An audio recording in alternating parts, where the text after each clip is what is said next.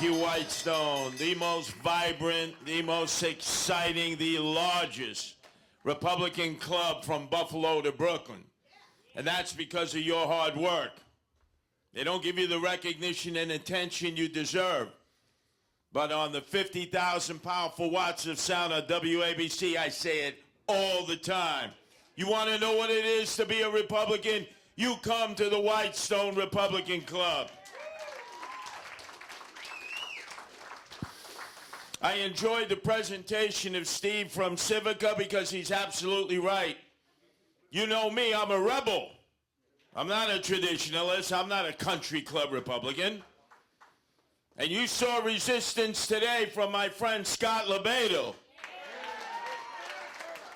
against congestion hijacking. So if you're into resistance, if you're a rebel, you got to take over the party through the committeemen, the committee women, and the district leaders. So follow what Steve just said, Project Civica. It's the only way we're going to take this party back, because this party was designed to lose elections. What do they always say? Oh, you can't win. You can't win. It's a republic. Oh, democratic city. You can't win. It's a self-defeating prophecy. And we end up with the same leaders who basically make love to the Democrats. They want their positions in the Board of Elections. They want to put their beak in the trough. They don't want to win. If we win, we save our city. If we lose, you're all in Florida, or you're in a grave 6 feet under. They don't care as long as they get their little piece. And they've been there a long time. And they don't come up with candidates. You realize the last time around I came up with more candidates than they did. And almost all of them lost, but they ran good races. Steve Chan in Brooklyn won. State Senate. We won that in a Democratic area. And what you got to do is you got to keep developing candidates. You got to be there for them. You have to mentor them. You have to pick them up, because our party gives them the line, and then they give them ugats. They give them bupkis. No money, no support. Nobody out there. They're out there like one man, one woman army. And they're frustrated, and they're depressed, and they say, what happened? Well, you got the line. You should be satisfied. Really? Is that what the Republican Party has become? We give you a line, and now, go ahead. You run for office, but I don't know how. Hey, you'll learn the hard way. The Democrats don't do that. Democrats, socialists don't do that. They know how to get out there and bust their shoes. They're out there working door to door by day, and they party all night to the break of dawn. They hook up, so they want to come back the next day. And they're young. They got energy. I make fun of them. AOC, all out crazy Alexandria Ocasio-Cortez, leader of the Socialists of America. But she excites them. Who are our Republican leaders that excite you in New York State, right? Marana mai, makwana mai. They're eating their oatmeal. They're waiting for the Bluebird special. There's no excitement amongst them. And then they look at somebody like me and they say, anybody but Curtis. Anybody but Curtis. And what I say is, come into the ring of fire. Get into the ring of the fire. Debate. I want more candidates. I want more debate. I want more choice. I want people to be able to hear all different points of view, and if I'm not the person they choose, then so be it. But democracy perseveres. Our party doesn't want that.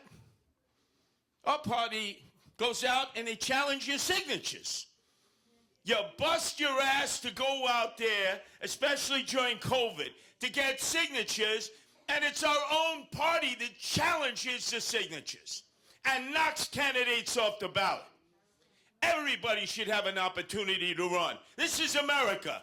You throw a few bucks on the table, you bring in 100 signatures, you should be able to run. That's what America's about.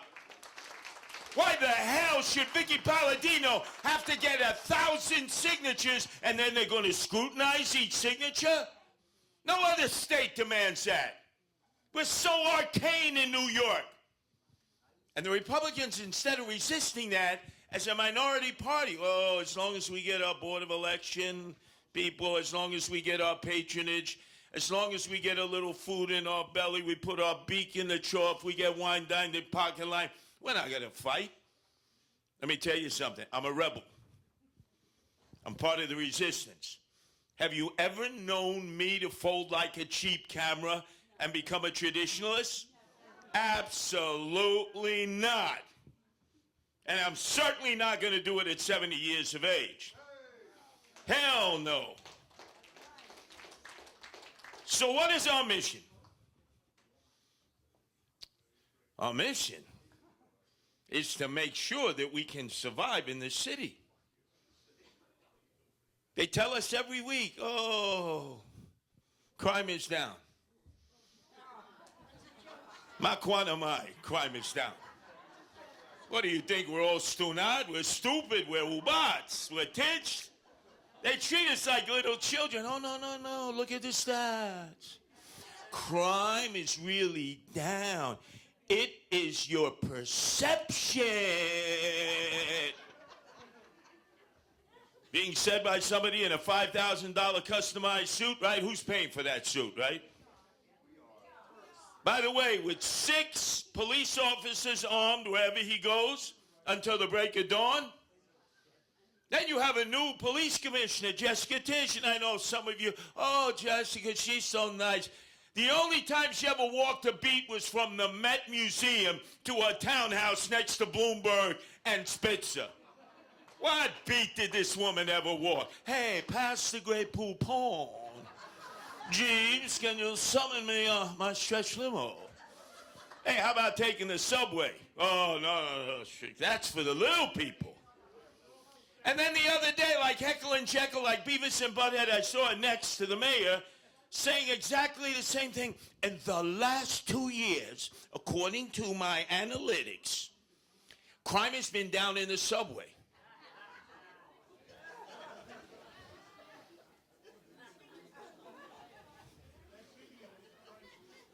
Governor Holcomb, because she's full of nonsense. She's taking selfies on the subway. Crime is down 42% in the subway. They can't even give you the same stats. All they keep telling you is it's down, it's down. It's a perception. And then the head of the MTA chairman, money-taking agency chairman, says, it's all in your head. The guy never takes the subway. He makes $400,000 a year. He has 8 MTA armed guards with him at all times.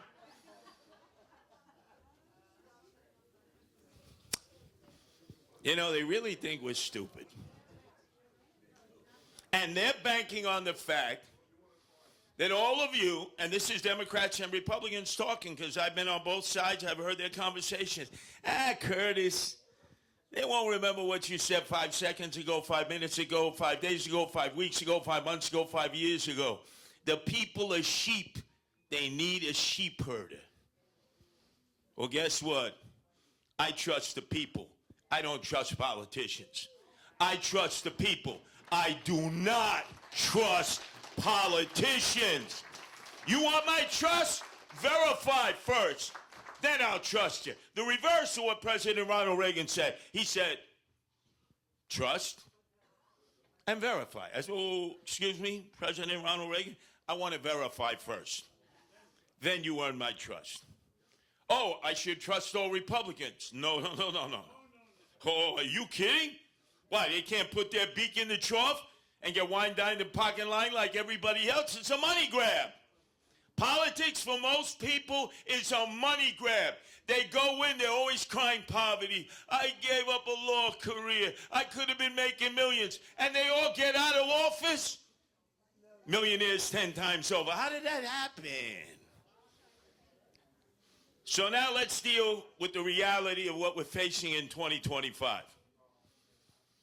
Every day I hear it. Anybody but Curtis. Anybody but Curtis. Go ahead. Find a candidate. Find a candidate. Find candidates. I don't care. Let's get it on. Democrats, Republicans, Independents, bring them on. Let's have debates. I know who I am. I know what I stand for. I know what I do. And I will tell you, this year for me, running for mayor is personal. It's personal. Back in October, many of you saw a video of my oldest son, Anthony, nearly get killed in the streets of New York City. A vicious gang attack.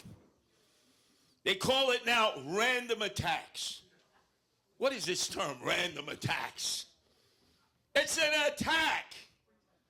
It's a violation of all of our rights, because if there's one victim, we're all victims. And you saw it play out. Imagine me as the father, what I felt, to watch my oldest son nearly get killed on the ground as they stomped him viciously, as they kicked him in the head. Thank God for his stepfather, Governor David Paterson, who jumped in. A blind man jumped in. Took a beating, but saved my oldest son's life. And they said, Curtis, calm down. Let the system handle it. I said, let Alvin Bragg handle it. Are you freaking out of your mind? So I had to pay some visits. I'm not going to be specific. What do you think, I'm Ubats? Let's just say I spoke in a language that some of the violators understood, and they will not be violating anybody's rights in the future.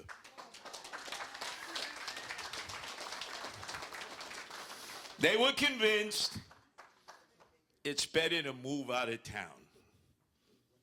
Because they forced us to move out of town, right? How many of our relatives have packed their bags and left for Florida, Georgia, North Carolina, South Carolina, Virginia, Texas, Tennessee, and parts unknown? They force us out every day. Fear leads to flight. Lack of quality of life leads to flight. All of these taxes from the cradle to the grave to subsidize corrupt politicians and their cronies has led our citizens to flee. If the mortgage rates were down where they were when President Trump left at 3%, you know how many more houses would be sold? How many more people would be out of here? Many of them have 1 foot out the door. So that image of my son is the image that so many families are going through all over the city.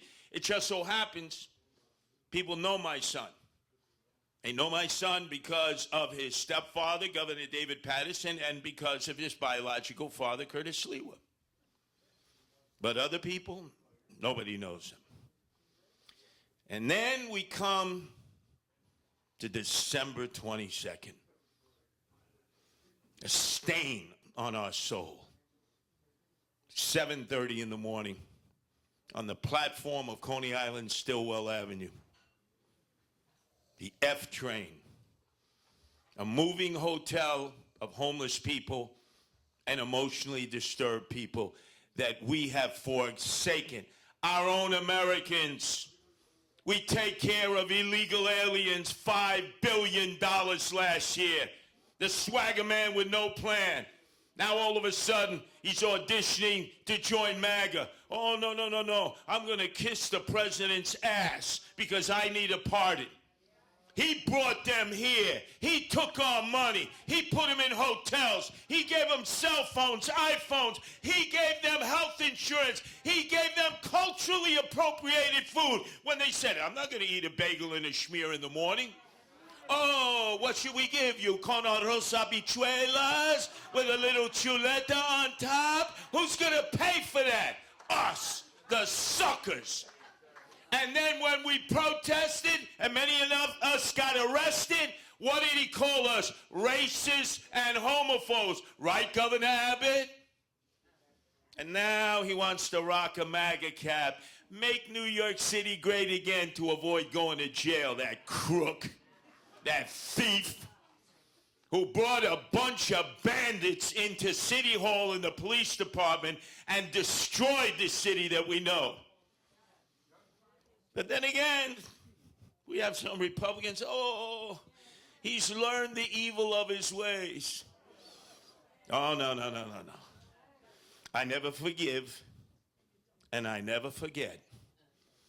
And that image of that woman, a human torch, like a candle burning and melting, is seared in my mind and my soul for perpetuity. I've been patrolling the subways with the Guardian Angels for 46 years. I do it now all over the world with Guardian Angels in 13 countries and 130 cities. I have never seen it this bad. I have never seen it to the point where we have forsaken our own citizens who are forced to live in a subway in their own defecation, their own urine, incapable of controlling their mental faculties, and we want to act as if they're not there. There by the grace of God go any of us, my dad taught me. Curtis, there by the grace of God go you. Never make fun of them. Try to understand who they are and where they came from. And help them. That's what we're here in this world to do. It's not government. Government does nothing but take our money. It's we the people. We have the heart. We have the understanding. Those are our people. Those are our citizens. Some of them veterans who fought in war, who served us in peace, and we have forsaken them. Say her name. Do you know her name? We don't, do we? Say the name of that woman who got torched by that animal, illegal alien from Guatemala. We don't really know the name because many of us don't really want to know the story. We don't want to know that those homeless and emotionally disturbed persons are just like us. Our sons, our daughters, our grandchildren, like our fathers and mothers, depending on their age. She was 57 years old when she died that horrible death. Her name, Debbie Kawam. Who's Debbie Kawam? Nobody has really told her story. Debbie Kawam was an all-American girl from New Jersey, small town of Little Ferry, Toms River. Grew up on a block of single-family homes with a stable family. Her father worked in the assembly line of General Motors in Linden, New Jersey. Her mother worked in a bakery. She was vivacious, always pleasant, smiling. She went to Passaic Valley High School. She was a cheerleader. She was the kind of girl that boys are intimidated to even go up and talk to because they figured, oh, she'll never listen to me, and yet she would. She was friends with everyone. She was voted the person with the best personality in high school. She went on to Montclair State College, and again, while she went there, she was working at Perkins Pancake House. She was a hostess, and she got her other friends jobs there.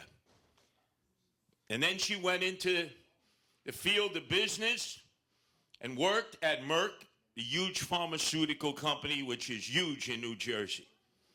Every 3 months, she'd go away with her girlfriends, Caribbean, Las Vegas. Girls just wanted to have fun. How many of you were like that before you got attached or before you had children or before you were married? You're always looking to go out with your girlfriends, have a good time. Meantime, she's working, paying her own bills. She's no longer at home. She meets a guy. They come back into Little Ferry, a block away from where she grew up, and they set up a household. And things don't work out between them, and they go their separate ways. People notice, though, that Debbie is just a little changed now. This relationship not working out has devastated her. How many people do you know that that's happened to? How many times a marriage goes south, that person is no longer the same? Or a child gets into trouble, maybe through drugs, or ends up in prison, and the family is just not the same. Something begins to change. So Debbie decided, I want to leave Little Ferry. I want to leave Toms River because it reminds me of my relationship that didn't work out. And she goes to Atlantic City and she gets a job. And there she ends up having to declare bankruptcy. And then all of a sudden, she's drinking heavily like many people do in America. She has a habit of drinking alcohol. Now she's walking the streets and going from bar to bar. She's being stopped by cops and written up. They're giving her tickets. You can actually track how she went from Atlantic City North, Seaside Heights, all the way up to Point Pleasant. About 24 tickets in total. She has an alcohol problem. She's beginning to degrade. She goes home to Toms River. She goes to the house she grew up in. She knocks on the door. She's looking for her mommy. She's asking, is my mommy here? How many times have we been in trouble or we've been down on our luck and we're always looking for our mommy? From the time we were kids and we scraped our knees and daddy was there, we didn't ask for daddy, we asked for mommy. I know my sons always did. Didn't matter, they'd be right there, where's mommy? But when the end comes, some of the toughest, roughest guys that I've ever known, bad hombres, have called out to their mommy, for their mommy. She knocks on the door. A woman named Olga answers. She can see that this woman, Debbie, is now frail, frazzled. She doesn't have all of her mental faculties together.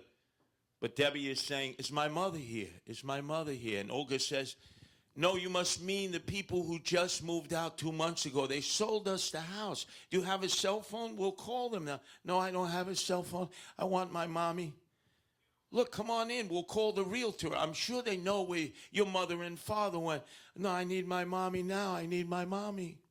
Okay, stay here. I'll go in and call. Olga goes in, calls the realtor. She comes out. She has the information. And she sees Debbie walking down the street, crying, screaming out her mother's name. She ends up going to New York, to Grand Central Station. A homeless outreach worker comes in contact with her and sends her to a women's shelter in the South Bronx. Are you freaking out of your mind?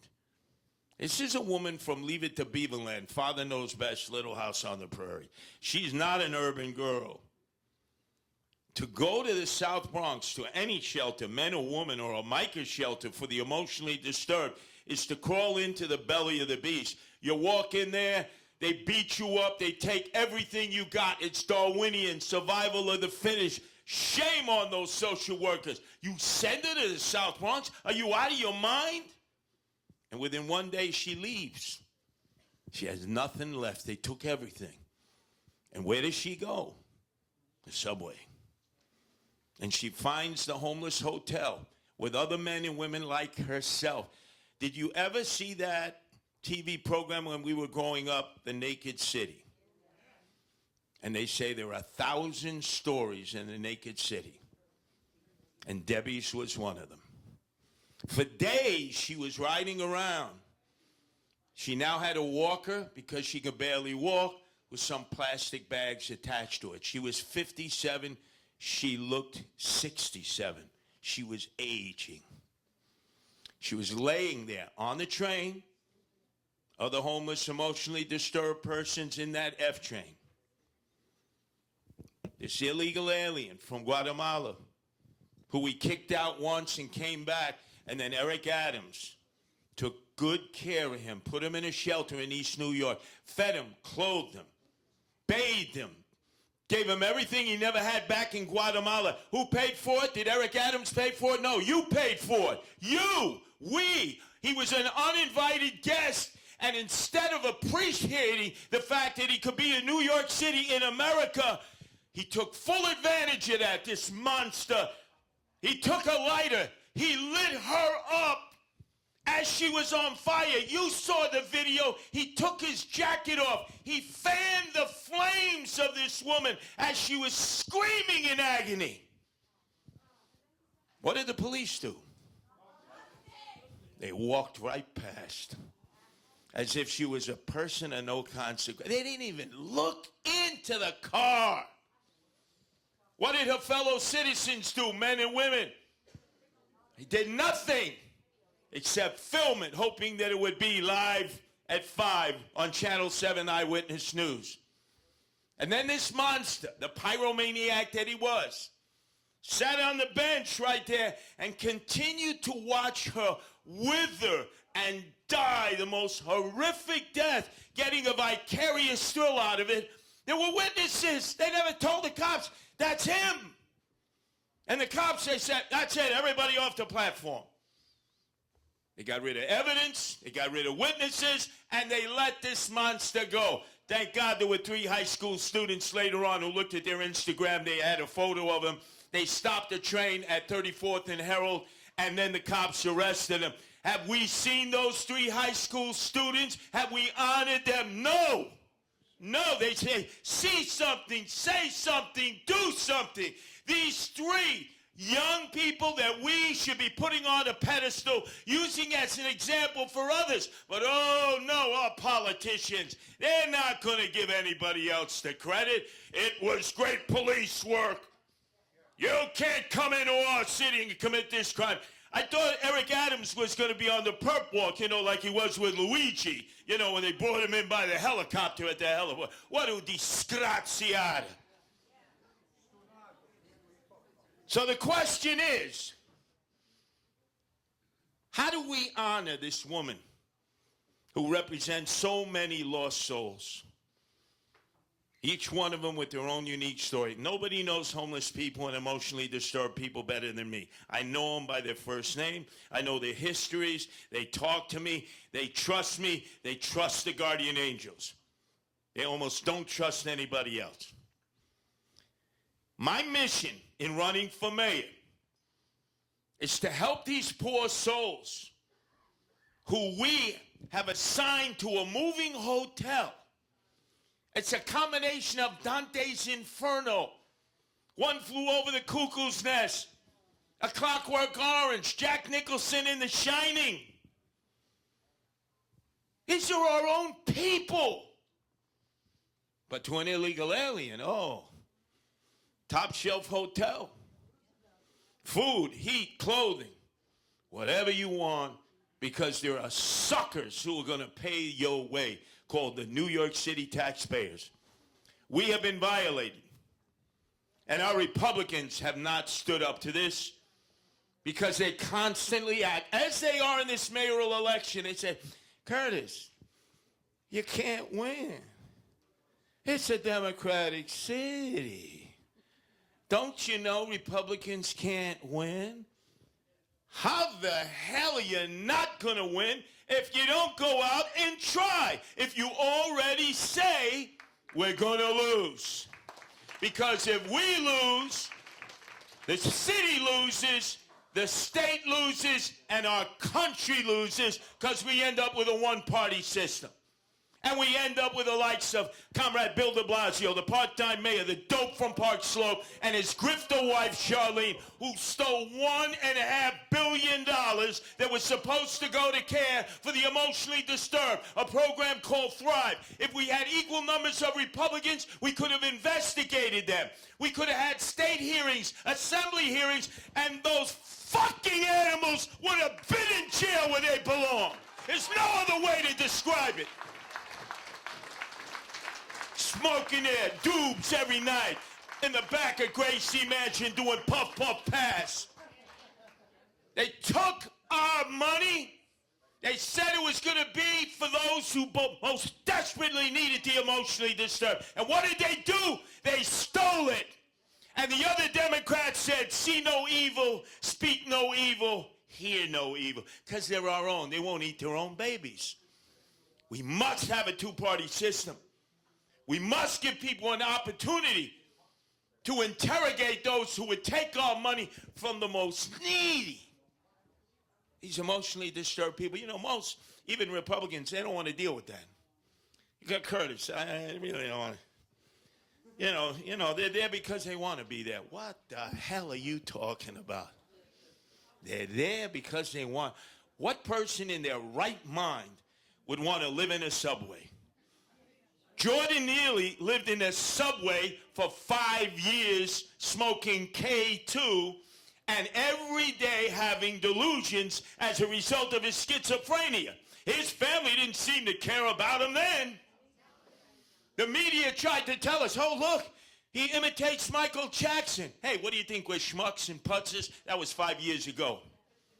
Where was the city? Oh, we sent social workers in, and we actually kept a list. He was one of the 50th most dangerous homeless people. Did you take him out? Did you take him to the hospital? Did you clean him up? Did you get him medication? No, we just kept a list, and we keep checking it twice. And we spend millions and millions of dollars to do that. So I'm running to be mayor of the city of New York because we have no choice. We have to take care of those who can't take care of themselves. These Democrats have forsaken us. Our Republican leaders have sold us out. So guess what? That's right. Curtis Sliwa's a rebel. Curtis Sliwa wears his garb, which I'm proud of. 6 guardian angels have been shot and killed in the line of duty, 3 dozen seriously injured. And you know how many times I've been on the precipice of being 6 feet under in a pine box. I'm proud to be a guardian angel. I'm proud to be an American. I'm proud of this flag that unites us. It doesn't divide us. And we need a mayor now who's not going to be using DEI, but a mayor who's going to say meritocracy will get us out of this belly of the beast. We're going to find the brightest men and women. We're going to put together groups. And I'm going to be a mayor who doesn't act like I know it all, because I don't. And the things I don't know, I'm going to find the people who do, and I'm going to listen to them. And when they say, Curtis, no, I'm going to listen, unlike everyone else who's there acting like they know everything about running the city. And look what de Blasio and Adams have done. And now they want socialists. So this is a battle for our grandparents. We go and we pay tribute to our parents and grandparents in the grave. Do you think, even though most of them were Democrats, and they were, because you're like me, blue-collar working class, our parents were Democrats, they always told us, can't be a Republican. The Republicans are only a party for the rich.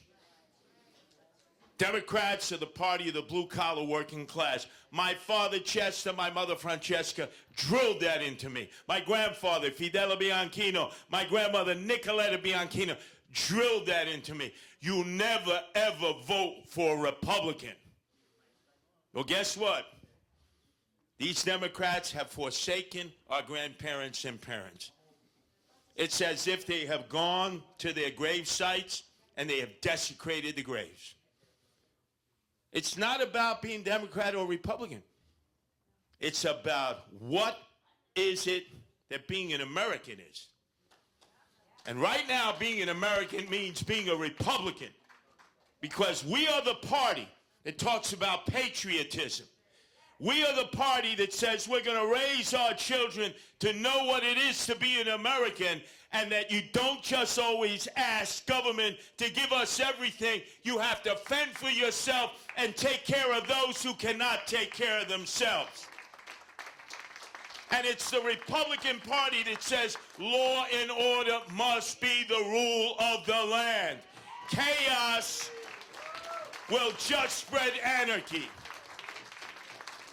So if you want to find a home where you have those values, I wish I could say I could return to the party of my parents and grandparents, but I can't. They've been taken over by socialists, and they're not willing to fight. And I'll leave you on this merit. Every 4 years, they come up with a scheme, and they say, let's convert Republicans to be Democrats, because we need you to vote in a primary so that the socialists won't win. So they want Republicans to be their Hessians and their mercenaries. They're not willing to stand and fight for what they know is right.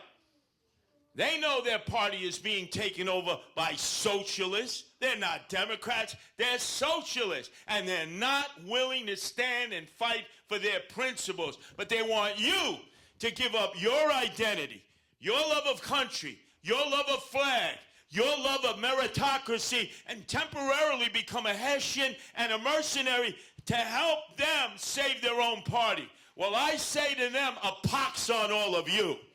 Grow a set, stand up, fight the socialists, and then get into the general elections, because the Republicans are no longer just going to roll over and accept this nonsense that, oh, Republicans can't win. Curtis, why are you rocking the bone? We got our bone. Okay, their bone is bigger, but hey, they give us a few pieces and we're happy. Our bellies are full. I'd rather be dead than to sacrifice my dignity, my pride, and my being as an American. So we must go out and re-elect Vicky Palladino, who has been a rebel, who has been a resistor, when our own party did everything they could to crush her. You were there, I was there. She won the initial election, and our own party sued her. And she looked at me and she goes, Curtis, I won the primary. How can they sue me? Because they can do whatever the hell they want to do to you, because they think they control us. They don't. So when Steve told you how we take the party back, by getting committee men and committee women and district leaders, and then we pick the leaders of the state party and of the county. We decide the future of the Republican Party, because it ain't going to be the way the Republican Party is now. Oh, no, they're a bunch of losers, and they've already cast the die that they can't win. Guess what? I'm one against all odds that say we must win, because if we don't win, our city is lost, our state is lost, and our country may be on the precipice. Thank God we have Donald Trump now. But remember, 4 years from now, it's a battle all over again. There'll be a new generation, new voters. Things can happen to all of a sudden shift the balance. Honor your parents. Honor your grandparents. Get those people out there to vote. Let's change this party. Let's take it back. It is the party now of the working class people. We're back to our beginning. We're not Democrats, we're Republicans, but it has become the party of the working class people that we can be proud of. So when we go visit our parents' grave and they say, what have you done, son? What have you done, daughter? I haven't done anything. I still belong to the party that supports the working class people and not the snobs, the rich, the elite, which is what the Democratic Party has begun. So no, Curtis Sliwa was here for Vicky Palladino from day one when they told me, if you endorse her, you will never, ever become the Republican candidate for mayor. And I said to all of them, oofa. Now we got to find other candidates. We got to do party building. We got to give our children and grandchildren an opportunity to save this city and state, because if they don't, they're all going to leave. I was birthed in Brooklyn. I will die in Brooklyn. I will be buried in Brooklyn. But I will be buried a proud American who did not cut, who did not run, was willing to fight, who wants to improve, not to move. And I want you to join me in this effort. And now we got to get moderate Democrats. We got to get independents. We got to stick it to the Democrats who have left us with the bill for all their mess. And they lie and lie to us every day by saying, oh, it's your perception. Crime is down. It's all in your head. You're just sheep. You need sheep herders. And we're your sheep herders. Guess what? It's time to clip the wool off the sheep. We don't need sheep herders. We're Americans. We can lead ourselves. We don't need people to bring us to the trough. We can drink for ourselves. We can feed ourselves. We're self-sufficient. We feed the world. We take care of the world. We can take care of our own families. We don't need you who tax us from the cradle to the grave. To hell with the city of yes. You want to destroy our neighborhoods and bulldoze those homes that you have put all your equity in. To hell with congestion pricing. They're picking our pockets and they're chasing us away. And to hell to all these elected officials who make $400,000 a year with their cronies, and they basically tell us, you know, we work so hard, we could be making so much money in the private sector. Well, do us a favor. Go work in the private sector. I'll do this work for nothing. I've been doing work for the Guardian Angels, selfless service for 46 years. We got plenty of people who will volunteer. Plenty of people every day. Tonight, my wife Nancy is out putting houses out for the feral cats because it's so cold out there. This is what we do all the time. Nameless, faceless Americans. It's how our country came about. It wasn't because of government. It wasn't because of elected officials. It was because of the people. I trust people. I do not trust politicians. Thank you.